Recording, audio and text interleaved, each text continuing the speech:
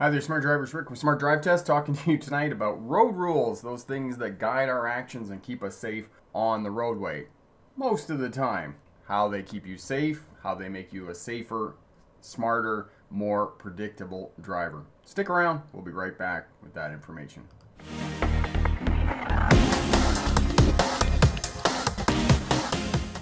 So here we go. So you can be right or you can be dead right. And what I mean by this in terms of driving is sometimes you just have to take your foot off the throttle for a couple of seconds, let the vehicle in front of you go, and then you can proceed without being involved in a crash or anywhere near being involved in a crash or a close call, because you definitely don't want to do that when you're driving. You want to manage space around your vehicle because space buys you time, time buys you options, and you want options when you're driving. So today we're talking about road rules, right of way, learning to drive, determining the right of way, and giving way to other road users.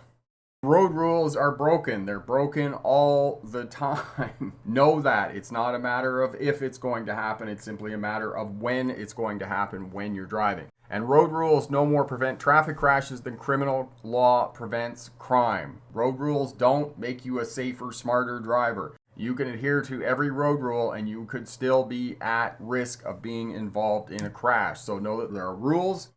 The first thing you need to know, and I get this question a lot because the mock road test video, right at the beginning of the video, I'm at a stop sign and I'm turning left and the driver across from me is turning right. And people ask me all the time why the other driver is supposed to go first, even though I arrived at the intersection first. The reason they go first is because it's right turning traffic over left turning traffic at two-way stop signs. It doesn't have anything to do with who arrived at the intersection first. That's a four-way stop sign, not a two-way stop sign. So know that the rules at two-way stop signs are different than they are at four-way stop sign intersections. As well, know that the traffic on the cross street, the street that you are facing, is not going to stop. So after you come to a complete stop, then you have to creep forward, you have to locate a gap, and you can only go when the way is clear. So know that for two-way stop sign intersections. New video this week was the fourth driving lesson with Kaillah, and it was about reading and responding to traffic. And this is what we need to do to keep ourselves safer and to be more predictable on the roadways, is to be looking down the roadway, figuring out what traffic patterns are happening on the road, and then responding to those with the appropriate behavior to keep yourself safe and drive defensively.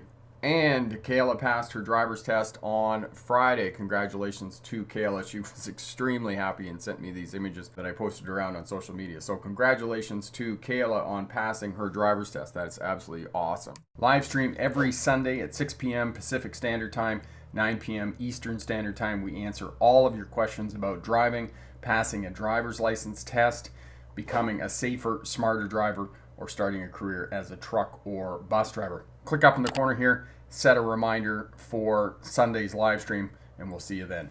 Yield signs. They're the same rules as two-way stop sign intersections. The only difference between yield signs and two-way stop sign intersections is you don't have to come to a complete stop if the way is clear. And yield signs at conventional intersections are going the way of the dodo bird. They don't exist very often at conventional intersections. Maybe some remote residential intersections and whatnot, but for the most part, where you're going to find yield signs is at roundabouts and slip lanes or right turning lanes. This is where you're going to find yield signs, not at conventional intersections. There's very few. I think here in Vernon, I think there's only 2 that I know of in all of the cities, so at conventional intersections.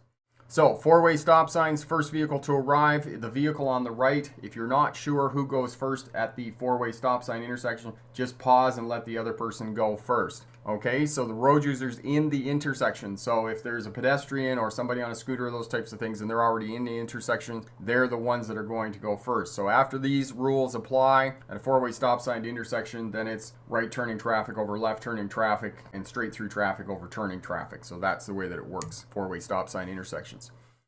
Freeways, and I have one of these sitting on the shelf ready to be put up on YouTube, where I talk about merging onto freeways. And do not ever stop on an acceleration lane. If you want to get me going, just say that somebody told you to stop on an acceleration lane. Think of getting onto a freeway like taking off in an airplane. Once you get out on that runway and you get lined up to take off, there's no aborting. You have to go. So get yourself on the runway, get yourself going, and get your foot into it, and match the speed of the traffic on the highway. Sometimes, yes, the traffic on the highway will move over and help you out, but the onus of responsibility for merging safely onto a freeway is the merging driver. And pick your hole, aim for that hole, and go for that hole. As well, if there is a big truck that's near you, then plan to pull in behind that big truck, okay? Don't try and race it and pull in front of it. All right, so on ramp, the acceleration lane, continuity lines. Continuity lines are white lines that are twice as wide and half as short as regular lines, and they tell you that the lane you're in, if they're on your left, is either going to end or exit. That's what continuity lines are. So match the speed and adjust the speed, look for your hole, and merge. And some of these, going back to yield signs,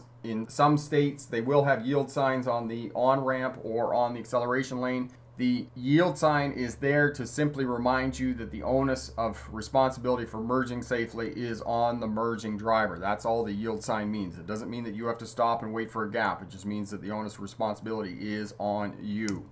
So the top 3 reasons for crashing: speeding, too fast for conditions of the road, traffic, and those types of things; failing to yield, failing to give right of way to other drivers. And remember, the right of way is always given. It is never taken. And then following too close. And I would actually put following too close at the top of that list, because if you're not near anything, it's much less likely that you're going to hit something. So manage space well around your vehicles. All right, so case study. And I asked a question about right-of-way rules at two-way stop sign intersections. Most people, 3/4 of the people, knew the right-of-way rules at intersections. So this is telling you that 25% of people don't really understand the right-of-way rules at two-way stop sign intersections. So if you're at a two-way stop sign intersection and there's a vehicle across from you that's going straight through or turning right, and you're turning left, they may not understand that they have the right of way and they're expected to go first. So if they wave you on or they're sitting there for too long, well, unfortunately, you may have to go. And if you do go, make sure that you use an extreme amount of caution so that you don't get yourself into trouble or risk a crash as you're proceeding through the intersection. So predict traffic patterns, especially this time of year right now with summer. Lots of caravans out this time of year. Know that. Lots of motorcycles, lots of people on scooters, skateboards, those types of things, bicycles. All of these are going to be part of the summer traffic patterns. So turning lanes, look for rubberneckers. Rubberneckers are people that are looking at crashes, people looking at emergency vehicles across the road and those types of things. So watch out for that. Know the characteristics of vehicles and road users. Today when I was out with Ariel, we were going up a hill. She was passing a big truck. And I said to her, what's going to happen to the big truck on the hill? Understand that big trucks that are loaded and carrying freight are going to slow down on hills and mountains when they're going uphill. So you're probably wanting to get around them and pass, those types of things, okay? All right, so we're going to leave it there for tonight. Hit that thumbs up button, leave a comment down in the comment section. We'll do what we can to help you out to get a license and those types of things. So if you passed your license in the last couple of weeks, congratulations on that. All the best. And if you got a test coming up this week, good luck on that. And remember, pick the best answer, not necessarily the right answer. Have a great night. Bye now.